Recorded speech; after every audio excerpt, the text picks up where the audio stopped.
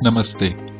आइए अब देखते हैं हम कि किस प्रकार से माइक्रोसॉफ्ट एक्सेल 2007 में डॉक्यूमेंट बना सकते हैं। डॉक्यूमेंट बनाने के लिए आप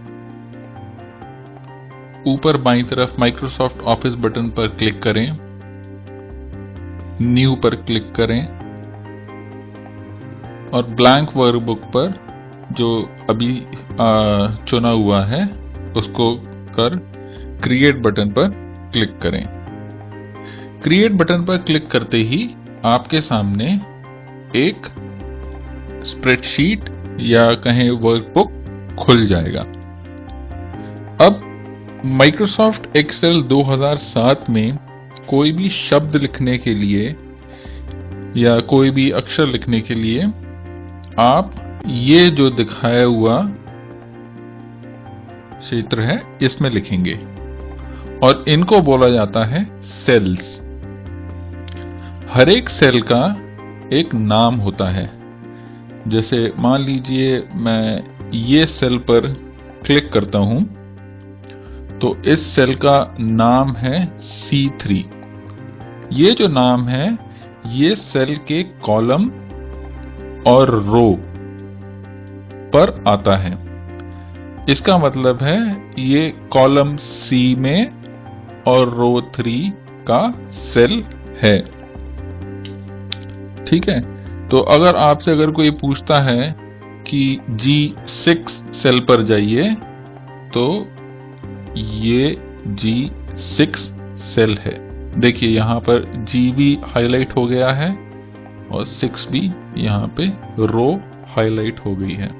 तो ये ऊपर ABCDEFG ये जितने भी लिखे हुए हैं इनको बोलते हैं कॉलम, और ये बाईं तरफ 1 2 3 4 5 6 ये जो गिनती लिखी हुई है इनको बोलते हैं रोज। चलिए अब मान लीजिए मेरे को मेरे महीने के जो खर्चे होते हैं उसका हिसाब लिखना है। तो उसको लिखने के लिए मैं A1 सेल में आऊंगा और लिखूंगा मंथली एक्सपेंसेस। ठीक है, अब मान लीजिए C7 पर आए और क्योंकि ये मंथली एक्सपेंसेस के लिए लिख रहा हूं मैं, तो मैं हर एक महीने का नाम लिख लूं। पहले जनवरी। अच्छा, आप देख रहे होंगे कि मैं जैसे जैसे लिख रहा हूं और फिर दूसरे सेल पर जाकर क्लिक कर रहा हूं, क्लिक करने के बजाय आप अपने कीबोर्ड से टैब बटन पर दबाकर भी अपने माउस को दूसरे सेल में लेके जा सकते हैं। अब देखिए जैसे मैं यहां पे टैब दबा रहा हूं तो ये दूसरे सेल में चला जाएगा इस प्रकार से।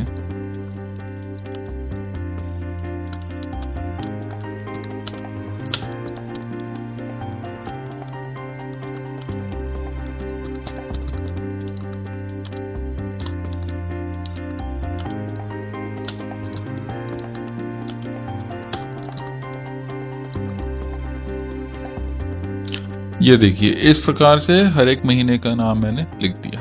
अब आप बोलेंगे कि यहाँ पे सितंबर का नाम थोड़ा छुप रहा है और इधर मंथली एक्सपेंसेस का नाम थोड़ा ऊपर आके दूसरे कॉलम में जा रहा है। तो हम अभी इसकी परवाह नहीं करेंगे, हम आने वाले कक्षा में बताएंगे कि इसको कैसे ठीक किया जा सकता है। तो यहाँ पे मैंने सभी महीने लिख दिए और यहाँ पे मैं लिखूंगा बिल्स। तो अब जैसे मान लीजिए मेरे को रेंट का बिल है, फोन का बिल है,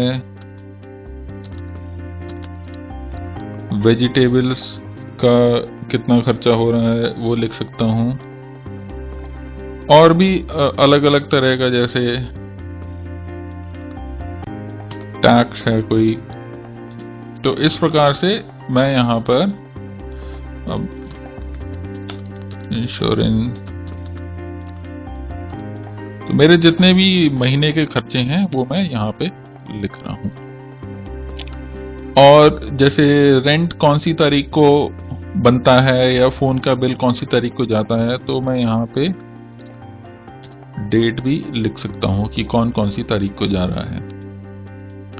तो अब आपको समझ में आ गया कि किस प्रकार से एक नई वर्कबुक या नई स्प्रेडशीट खोली जाती है एक्सेल में, और किस प्रकार से उसमें टेक्स्ट लिखा जाता है। तो अब अगर आपको मान लीजिए कि ये जो इंश्योरेंस प्रीमियम है, इंश्योरेंस प्रीमियम की जगह इंश्योरेंस अमाउंट लिखना है, प्रीमियम शब्द नहीं लिखना है, तो आप इस सेल पर क्लिक करें और यहां देखिए इसको बोलते हैं फॉर्मूला बार।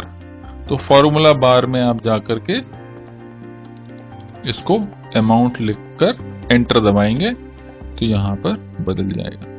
अगर आप चाहें यहीं पर सीधा बदलना, आपको फॉर्मूला बार में नहीं बदलना है, तो यहां पर भी आप डबल क्लिक करके इसको यहीं पर बदलकर एंटर दबाएंगे तो ये बदल जाएगा। अब जब आपकी शीट बन जाती है तो इसको सेव करने के लिए क्या करेंगे, ऊपर माइक्रोसॉफ्ट ऑफिस बटन पर जाएंगे, क्लिक करेंगे, सेव एज में जाएंगे, एक्सेल वर्कबुक को क्लिक करेंगे और ये डेस्कटॉप पर सेव करेंगे। इसका नाम रख देंगे मंथली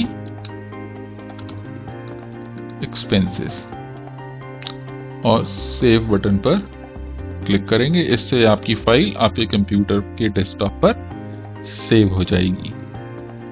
अब कभी कभी ऐसा होता है कि आप माइक्रोसॉफ्ट एक्सेल 2007 का इस्तेमाल कर रहे हैं, लेकिन आपको जहां पर ये फाइल भेजनी है वो माइक्रोसॉफ्ट एक्सेल 2007 इस्तेमाल नहीं कर रहे हैं। वो लोग मान लीजिए माइक्रोसॉफ्ट एक्सेल 2003 का इस्तेमाल कर रहे हैं, तो उनको फाइल दूसरे फॉर्मेट में सेव करके भेजनी रहेगी। तो उसके लिए आप ऑफिस बटन पर क्लिक करें, सेव एज पर जाएं और एक्सेल बुक की जगह एक्सेल 97-2003 वर्कबुक पर क्लिक करके सेव कर सकते हैं। इससे कि पुराने जो वर्जन यूज कर रहे हैं माइक्रोसॉफ्ट एक्सेल के, वो व्यक्ति भी आपकी फाइल देख सकते हैं। धन्यवाद।